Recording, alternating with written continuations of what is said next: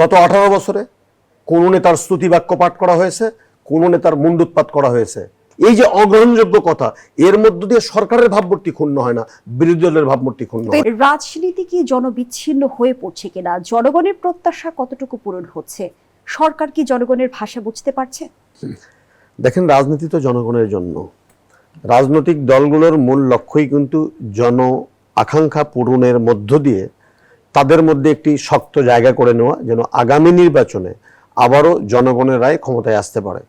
আপনি যদি বর্তমান সরকারের কথা যদি আমাকে বলেন, তো বর্তমান সরকারের যিনি প্রধান, যিনি আপনি গাড়ির কথা উদাহরণ দিলেন, যে গাড়ির স্টিয়ারিংটা যার হাতে, সেই মাননীয় প্রধানমন্ত্রী, তিনি কিন্তু একজন সাধারণের অতি সাধারণ মানুষ হিসাবে জনগণের মনের মণিকোঠায় ইতিমধ্যে স্থান করে নিয়েছেন বলে আমি অন্তত দৃশ্যমান হয়েছি।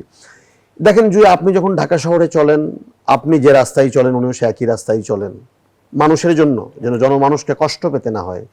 আমরা দেখতাম অ্যাম্বুলেন্স রাস্তায় দাঁড়িয়ে থাকতো, প্রধানমন্ত্রী কখন পার হবেন, এখন অ্যাম্বুলেন্স যায়, প্রধানমন্ত্রী দাঁড়িয়ে থাকেন। এটাই বোধহয় জনগণের রাজনীতি। বাবা কোদাল হাতে খাল খনন করেছেন কৃষি বিপ্লবের জন্য, সন্তান করছেন, মানুষ তেমনটি দেখতে চায় তার ভেতরে, সেটি উনি দেখাচ্ছেন। তার জন্য ট্রাফিক সিগন্যাল থেমে যায়, সাধারণ পোশাক পরেন, আড়ম্বরতা নেই, অতি সাধারণভাবে চলাফেরা করেন। এবং জনমানুষের আকাঙ্ক্ষা পূরণের মূল জায়গাটি কোথায়? তাদের বেসিক নিড যেগুলা, খাদ্য, অন্ন, বস্ত্র, চিকিৎসা।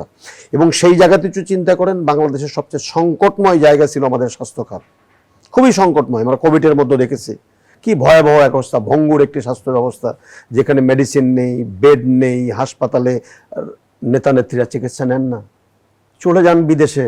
আমি আপনার মতো যারা সাধারণ খেটে খাওয়া মানুষ, তাদেরকে এই ভঙ্গুর স্বাস্থ্য ব্যবস্থার মধ্য দিয়ে যেতে হয়।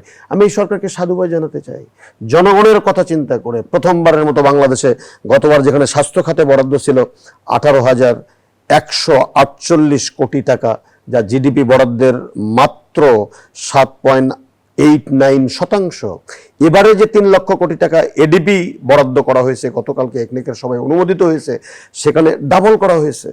35,535 কোটি 50 লক্ষ টাকা এডিপিতে রাখা হয়েছে স্বাস্থ্য খাতের উন্নয়নের জন্য। আমি আশা করতে চাই, এইভাবে যদি ধারাবাহিকভাবে 5 বছর এই সরকার ক্ষমতায় থাকেন, তাহলে বাংলাদেশের স্বাস্থ্য, শিক্ষা, স্বাস্থ্য খাত এমন একটি মাত্রায় যেখানে যাবে, সেখানে জনগণের যে স্বাস্থ্য সংকটের জায়গা ছিল, এই স্বাস্থ্য সংকটের সমাধানের মধ্য দিয়ে জনগণের রাজনীতি যে করছেন, তার একটা সুবাতাস মানুষ পেতে পারে।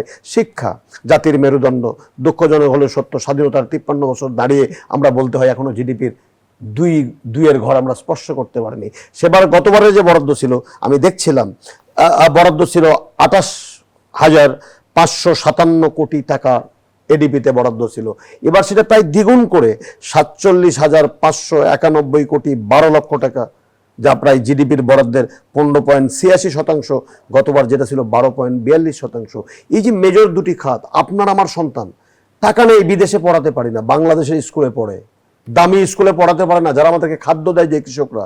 অতএব সেই কৃষকদের সন্তানরা যে বিশ্ববিদ্যালয়ে পড়ে, কলেজে পড়ে, সেই কলেজের মান উন্নয়নের জন্য, শিক্ষা ব্যবস্থার উন্নয়নের জন্য, গবেষণা প্রশিক্ষণের জন্য এই যে সর্বোচ্চ অর্থ বরাদ্দ দিয়ে জনগণের রাজনীতি করার যে একটি বার্তা উনি মানুষের কাছে দিয়েছেন, এই জন্য তো আমরা খুশি হতেই পারি ভোটাররা। ডক্টর হাসানাত আলী, রাজনীতি থেকে সত্যিকার অর্থে জনগুরুত্বপূর্ণ ইস্যুগুলো তেমন ভাবে আমি যদি বলি যে হাইলাইটেড হচ্ছে কিনা? আমরা যদি সংসদের কথা বলি, আমরা দেখেছি সংবিধান প্রশ্নে, সংস্কার প্রশ্নে, গণভোট প্রশ্নে, জুলাই সনদ প্রশ্নে বারবার উত্তপ্ত হয়েছে সংসদ, কিন্তু জনগুরুত্বপূর্ণ ইস্যুগুলো কি সেভাবে এসেছে? দেখেন, সংসদে গুরুত্বপূর্ণ ইস্যু নিয়ে সরকারি দল বিরোধী দলের মধ্যে ডিবেট হবে, পার্লামেন্টের ডিবেট হবে, সেটি হয়েছে, আমি খুবই খুশি একজন সচেতন মানুষ হিসেবে। গত 18 বছরে কোন নেতার স্তুতি বাক্য পাঠ করা হয়েছে, কোন নেতার মুন্ডুৎপাত করা হয়েছে, ভালো কিছু আমাদের সন্তান না আমরা দেখিনি। অন্তত এবারে অন্তত দেখলাম যে head to head, neck two নেক যে লড়াইটি, সেই লড়াইটা আমরা দেখেছি, যুক্তির লড়াই, বুদ্ধিদীপ্ত লড়াই, পার্লামেন্টারি ডিবেটের লড়াই। এর মধ্যে দিয়ে ভালো কিছু হয়নি, হয়েছে তো। আমাদের তেল সমস্যার সমাধানের জন্য সর্বদলীয় কমিটি আমরা করতে পেরেছি।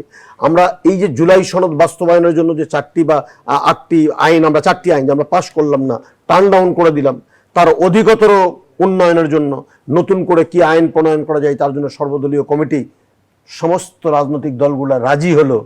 এটা কি জনগুরুত্বপূর্ণ ইস্যু নয়? জনগণের আকাঙ্ক্ষা নয়? সর্বদলীয় কমিটি যেমন হচ্ছে, আবার রাজপথে কর্মসূচিও সমান তালে চলছে।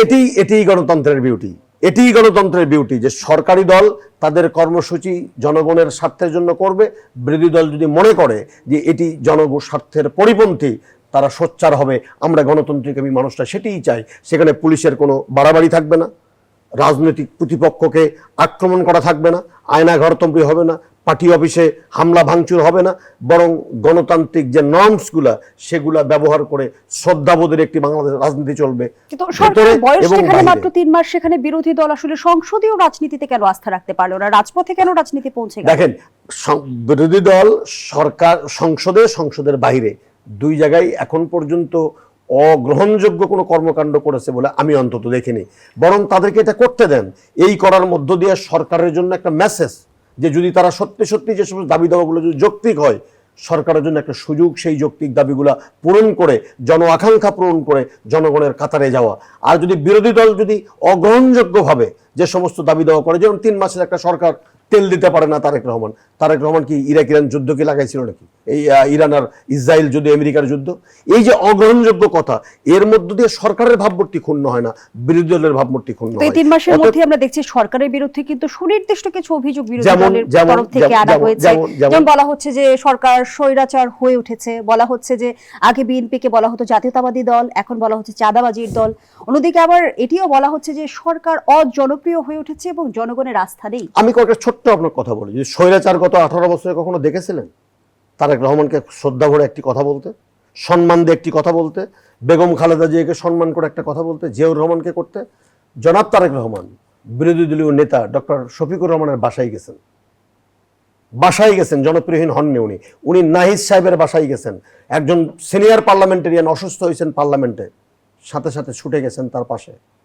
এটি যদি পজিটিভ রাজনীতি যদি না হয়, তাহলে পজিটিভ রাজনীতি কোথায় হবে? একজন মানুষ রাষ্ট্রীয় ক্ষমতার কেন্দ্রবিন্দুতে থেকে, যিনি অতি সাধারণের মতো করে মেশেন মানুষের সাথে, রাস্তায় গিয়ে ছোট বাচ্চাকে জড়িয়ে ধরেন, স্কুলে যে বাচ্চাদের সাথে কথা বলেন, তার যে ছোট ছোট আইন শৃঙ্খলা বাহিনী থাকেন তাদেরকে সালাম দেন, তাদের খোঁজ খবর নেন, এটি যদি পজিটিভ রাজনীতি না হয় জয়ী, তাহলে আমি বাংলাদেশের রাজনীতি আর পজিটিভ আমি দেখিনি।